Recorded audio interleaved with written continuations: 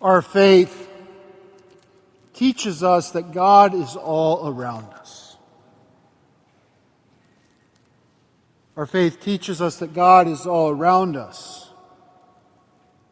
God is all around us. But if you're like me, you're not always aware of God's presence among us. Let's face it, sometimes God's presence can be hidden from us. Hidden where we do not recognize God's presence. Hidden in the very ordinary that would seem so easy to forget about the presence of our God. You know, there's something that we can possibly do to remedy that situation, and it's pretty simple. Just pick some point in the day, some point kind of out of random. Stop everything that you're doing. Turn off all noise and distractions, and just sit still. Don't move. Be quiet and be aware of God's presence.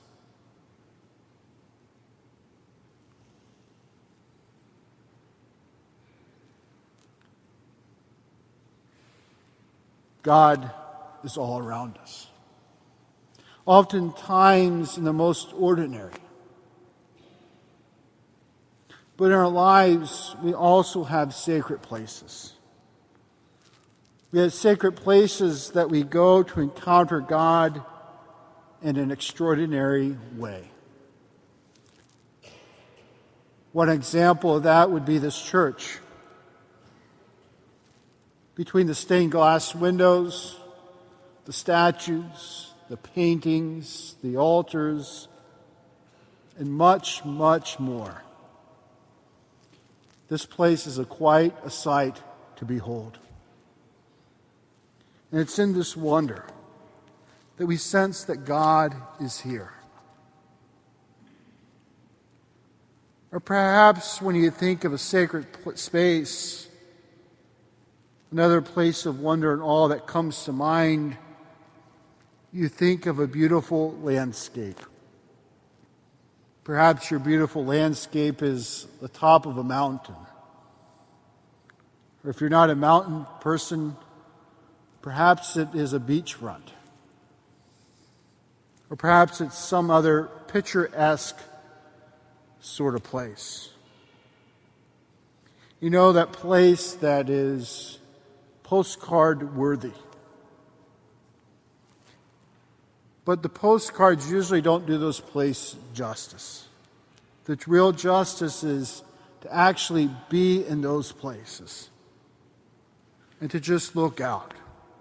To see space that just goes on forever. With sand and water, trees and sky that appear to be endless. For it's in this wonder and awe we see beauty. And we cannot help to stop and give thanks to the author of it all.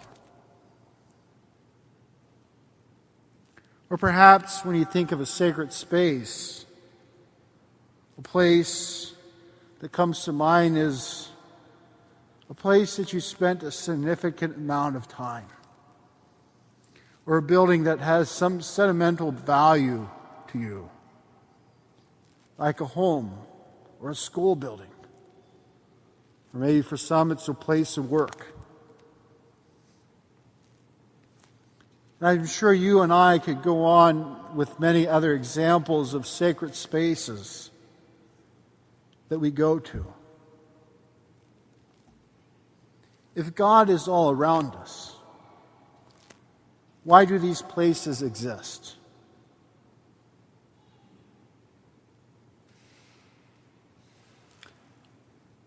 You know, I think these places exist and are important to us because they allow us to connect with God in a way that we cannot do so easily in something that is very ordinary in our own lives.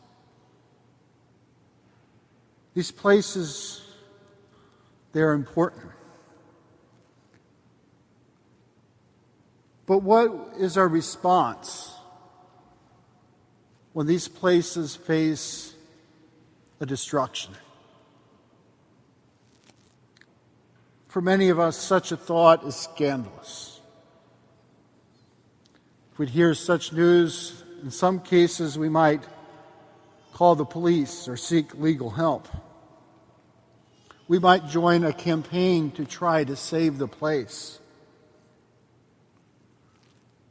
Or in the process of farewell, we might perform some sort of ritual. A good example of that is this weekend at St. Joe, we're saying farewell to the school building. We're calling back all the classes that have ever graduated from St. Joseph's Business School this weekend. And we had roughly 300 people respond to say that they're coming to this open house tomorrow. There are scriptures today, Jesus is in the temple in Jerusalem. In the temple in Jerusalem for Jesus and the disciples and all the Jews was not only a sacred place, but it was the sacred place. It was the place to encounter God. It was the place where God was. It was a place where the Jewish people looked to. And so as the disciples, his friends, and perhaps others, visitors to the temple, they're marveling at its beauty, the wonder and awe, the costly stones, the votive offerings that made up the temple. It's a sacred place. And it's in this wonder and awe moment that Jesus talks about the destruction of the temple. Such a thought as it would be to us was scandalous. And the people wanted to know when this is going to happen. In our scriptures today, Jesus does not give the answer into the end to when it will happen. But Jesus tells them that in this phase of destruction, that their own lives will be at stake as well. It encourages them to hold firm in their faith. He encourages them to hold firm in the face of trial, persecution, in moments of difficulty. He tells them that no harm will come to us. Because Jesus tells us that he will be with us in those moments of danger. He will be there to help secure our own lives. Christ encourages us to hold firm in our faith in time of difficulty.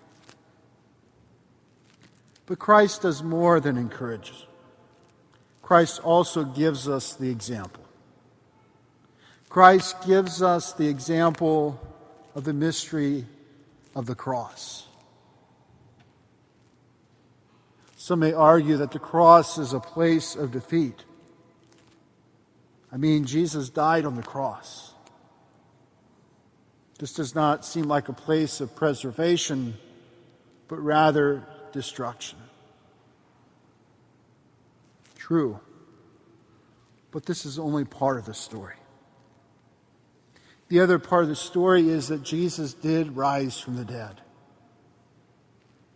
Just because we are followers of the Lord does not guarantee us a problem-free life. Sometimes I think being a follower of the Lord says that there's more problems for us. But the Lord assures us that he's always with us. For it's in our darkest moments that the Lord gives us life.